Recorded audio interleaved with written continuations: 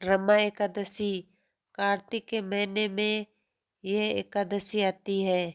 कृष्ण पक्ष की ये एकादशी है। श्री कृष्ण युधिष्ठिर से कहते हैं कि सुनो, प्राचीन काल में एक नगरी हुआ करती थी। उसमें मुंजकुंद नामक राजा हुआ करते थे। उनके चंद्रभागा नाम की पुत्री थी। वह एकादशी करते थे। वहाँ के राजा का नियम था कि सभी नगरवासी जीव जंतुओं को वह एकादशी करवाते थे। उस दिन कोई भी अन्न जल ग्रहण नहीं करता था। चंद्रभागा के पति शोभन बहुत दुबले पतले थे। वह एक दिन भी भोजन के बगैर नहीं रह सकते थे। एक रमा एकादशी आई तो बोला, चंद्रभागा ने बोला तुम्हें भी एकादशी करनी पड़ेगी, तो तुम किसी दूसरी नगरी में जाके भोजन कर लेना, यहाँ तो पिताजी एकादशी करवाएंगे तुमसे। तो शोभन ने बोला मैं भी एकादशी रख लेता हूँ। शोभन ने भी एकादशी का व्रत रखा, रमा एकादशी का।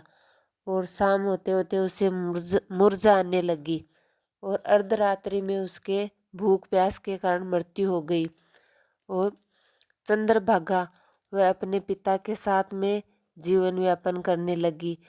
और शोभन किसी दूसरी नगरी में नगर बसा चुका था। वह नगर स्थिर था, वह नगरी स्थिर थी।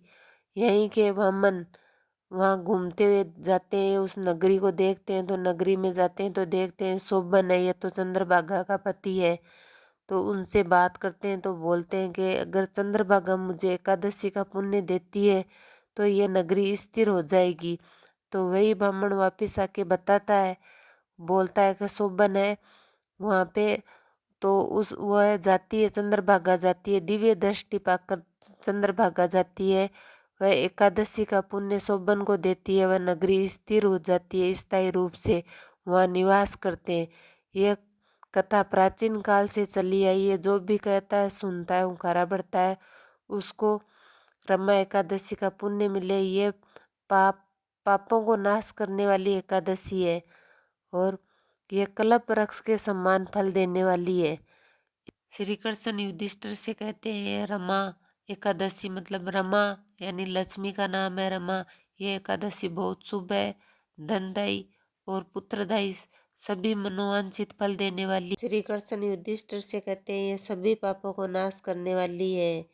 तो सुबह जल्दी उठे, स्नान करे और विष्णु भगवान के सम्मुख बैठ के हथेली में जल ग्रहण करे और उस जल को संकल्प ले और वह धरती पे छोड़े और कथा श्रवण करे, एकादशी की कथा श्रवण करे और तुलसी की पूजा करे।